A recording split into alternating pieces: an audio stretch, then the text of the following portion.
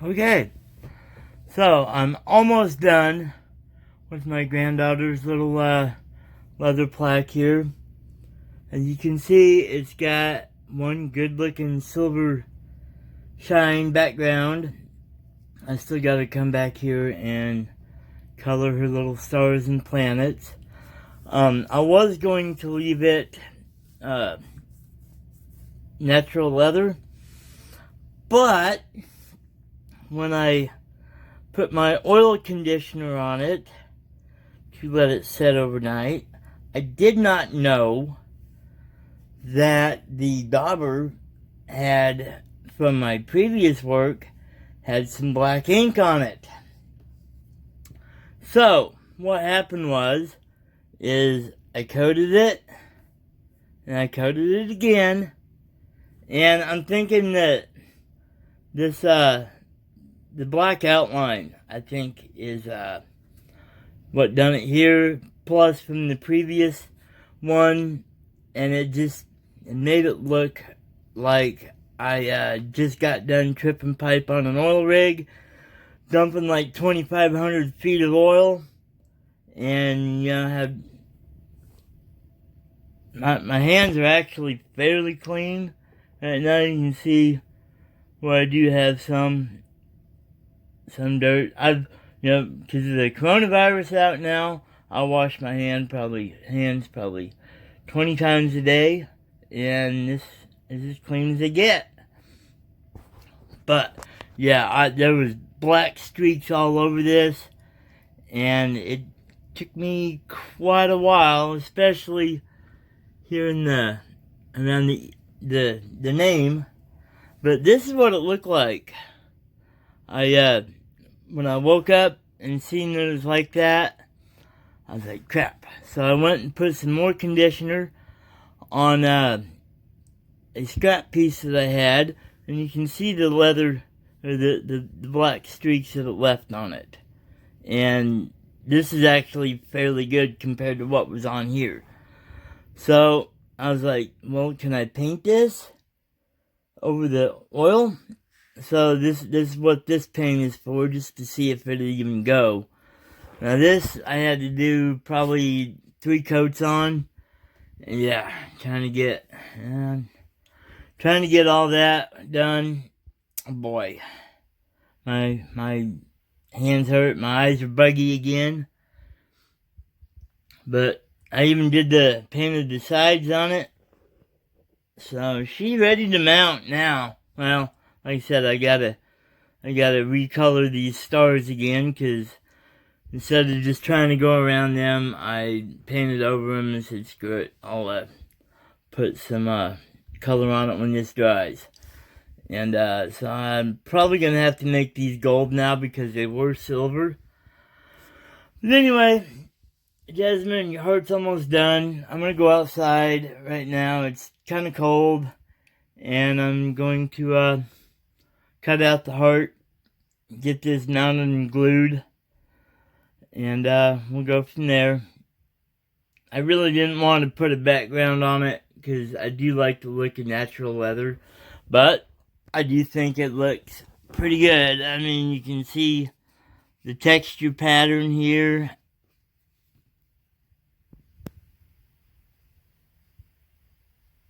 So I do like it. And Jasmine, I hope you know I'd put in probably about 20 hours on this thing. My eyes went buggy I don't know how many times. Probably cost me 2 years of eyesight just doing this little heart. But that ain't nothing compared to my next project here. My stepson, he's been a 49er fan ever since Montana. And I'm going to try to get this done by this weekend. And I'm not going to put this on a football. I'm going to cut out the skull about in this shape. Right here. Just leave a little border on it. And then behind it, I was like, well, crap. I bet he wants his name on it. So I'm going to make a separate piece and put his last name on it. like that, and then mount it back it so it's actually gonna look like it's 3D. This here is going to be my best project yet, my hardest project. I did try to put it on a football, and boy, I really screwed up on it. And I tried to it's in the trash. Everything disappeared on it, and as you can see, all of the little fine details, it just disappeared, and I couldn't get it going. So I said, screw it, I'll make a bigger skull out of it. So anyway, that's what's going on with the projects now. So hope you like my work. I'm gonna go cut this, and we'll see you guys here pretty soon. Okay, I thought I'd give you a brief demonstration on how you should mount your projects if you're going to be putting a little wood backer on them. That way your main project stays good and straight. Okay, so you always want to trace your wood after you've already made your project, because if you do it beforehand, the wetting it down, tooling it, stretches it out a little bit. With the paint also, it can make it distort some. You can see it's naturally shaped like that. So always trace out your pattern after you get done. And it's not going to be exact. I mean, I don't have all the fancy shop tools to make it just right, so I have to use a little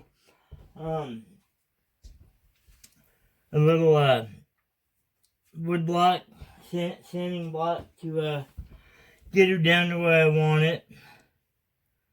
So you always want to, after you cut it, sand it down to where your marks are at, and then, like me, I have to go outside. I can't put a lot of sawdust here in the house. And just make sure that you don't have any wood sticking out. If you have a little bit of leather sticking over, that's better than having the wood stick out.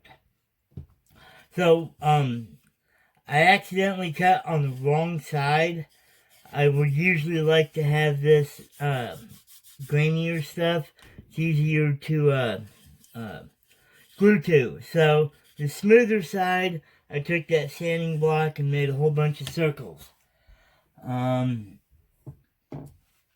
do like this Gorilla Glue. It's worked pretty good for me. Last time I glued, I didn't read the instructions, and it says that you are supposed to wet one side down. So I've sanded it. This is going to be a dual purpose. I'm cleaning the sawdust off of it. And also I'm wetting it down like the instructions say to do. And make sure you get all of it. Go with the grain. Make sure you get all that sawdust out. I'm going to go ahead and dry this just a shade. Yeah.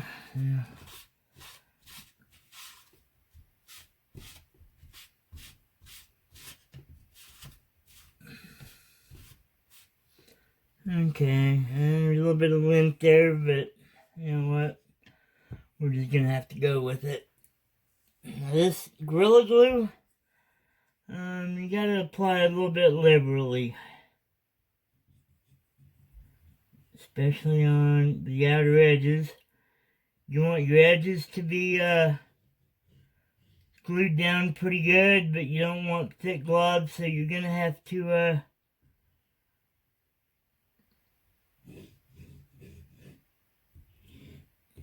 to like trace it back from the edges. Me, I like to have more than enough glue. I don't like projects bubbling up later. That just torques me. I don't know why, it just does. One thing to note with the Gorilla Glue, take your wet cloth, clean the tip off, because you'll play hell getting the lid back on. Okay, hold on just a second. Alright, had to go find my trowel. So, what I usually do is I like to push my project, push the glue,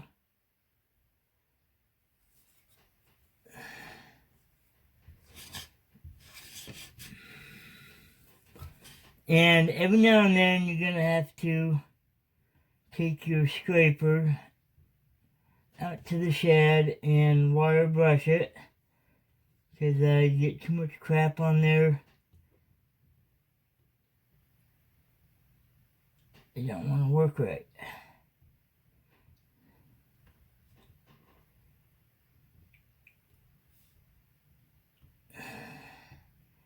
And also, like I said, if you glob your glue in one spot, when you press it down, it will migrate out towards the edge. So that's why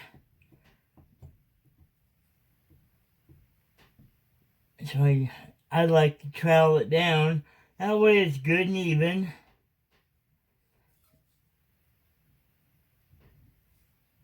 Okay. While it's wet, wipe it off. Okay, now, make sure you don't have no glue on your hand. You're going to get a little bit. But try not to touch the working surface, or the finished surface of your project.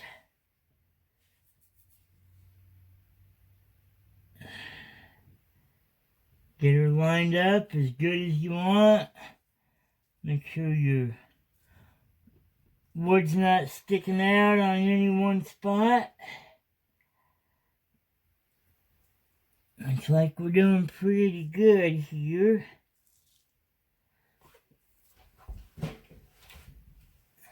Now, on a finished project like this, you don't want to clamp it down, because that might damage your working surface.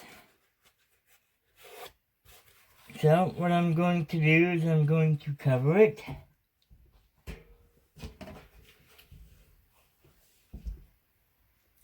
And I weight it down. Now you're supposed to let this dry for 2 hours. I'm going to come back in about 5 minutes and check it. Make sure it hasn't moved. You want to set your weight down straight on it. You don't want to go in and go sideways with it. So I'll check you in about 5 minutes. Readjust it. You got about 5-minute window before it won't work no more. So anyway, that's how I put the backing on these little projects, in case you're wondering.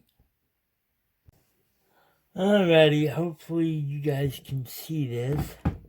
So basically what I've done is I've taken another little piece of scrap leather, kind of squared off because most of my stuff is triangular, and it's like somewhere right in the middle of it. I don't have to be precise. And then what I found, you gotta turn it while you're squeezing hard. That cuts it, especially when they get just a little bit dull. And then go over just a little bit more. Hopefully you can see that. About a half. Yeah, about a half.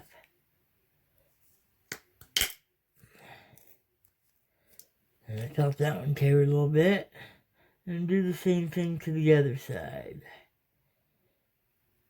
So basically what we're doing here is kind of giving a leeway for center.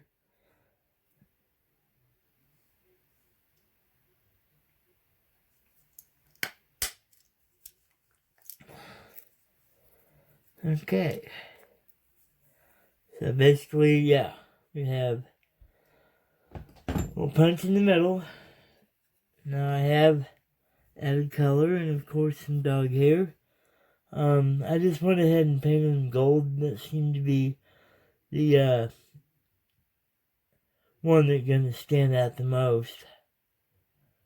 So anyway, make sure your working surface is clean. Always soap and water your working surface. Now somewhere in here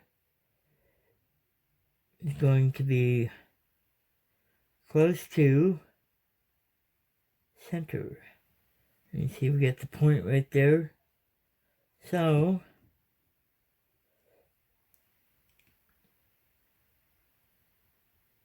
like I said, these things are lightweight.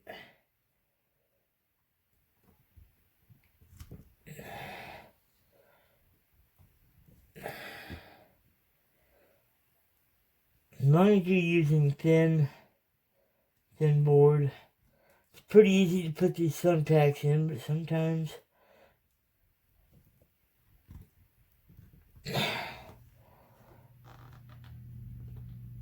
oh man, that was one. There we go. Okay, then we just come over here, and I had a little nail up here. And make sure it's going to hang straight. That looks good. I like that. Alright, so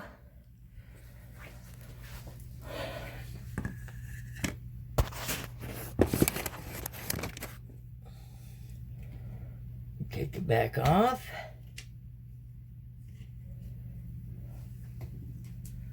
I'm borrowing my wife's spray bottle. I'm gonna have to get me one of these.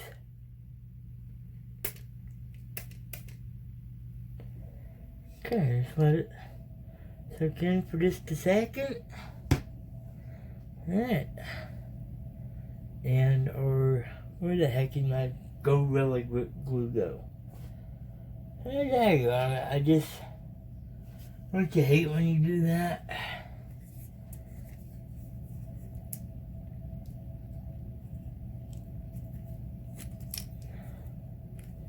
Okay, so what I do is I put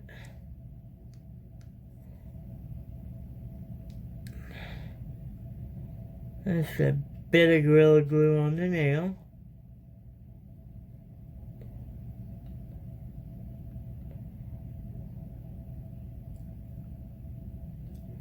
And then you don't need too much for this.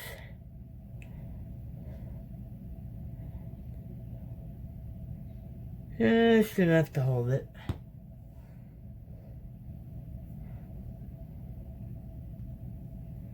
Try to find your original holes you had again.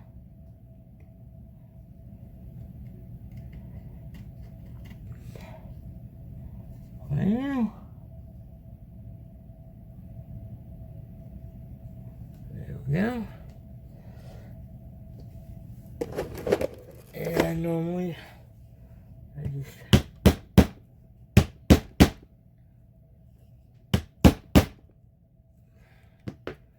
good little pounding, and that is ready for her birthday present, which I'm sure that she'll see this, but she don't get it until May. That's when her birthday is. So she got all April to go. So yeah, I do like how the silver come out now that it's dried. But you know, folks, I'm going to tell you right now, don't put this stuff on your acrylic paint. Because all of this little black, and see if you even want to get up close and technical, it kind of discolored the white as well. But, oh well, stuff happens. So, yeah, we're just going to, and I've done this in other videos, so I'm not gonna show you again. You just take a lint-free cloth, wipe it over, let it soak in for just a few seconds, wipe off the excess. And one of these days, maybe I'll take my little slip off deal here, and I do have some shellac, and yeah, I'll put some dye on it, some paint, and we'll see how the shellac reacts to it, because I do that quite a bit when I make clocks. I'll put like 20 coats of shellac on it. Okay, so my next project, like you said, was this right here, and I cut it. I actually used my swivel knife,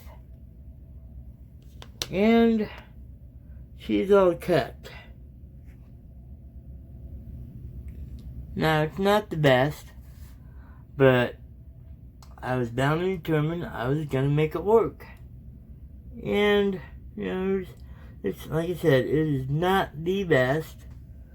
And I tell you what, going back and forth from this to this, and also what I found some old glasses that I had. They are magnifying glasses. See that they magnify pretty good.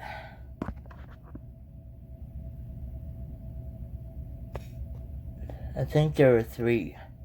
So up close here, I can see pretty good. That's what allowed me to get in here with the fine detail.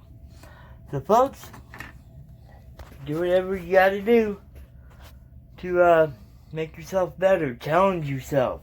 This here is gonna be a challenge tooling for me. But you know what? I think I'm gonna do a pretty good job. I already have the mindset. I'm not gonna screw it up. So I'm not. Well, y'all have a nice evening. I'm gonna go ahead and let this dry just a little bit, and I'll start working on it tomorrow, because it's what, 9, 10 o'clock at night, and I really don't want to be pounding this with the wife here, because she really don't like to hear all the noise. And did I forget I may have forgot a spot here. Alright, folks. I'm gonna make this video, and I'm gonna end this video, make it and download it tonight. But, yep. Aside from clear coating it, we're done. So, my next project will be, I'll probably do a little bit on tooling this. But, yeah. We'll see you later.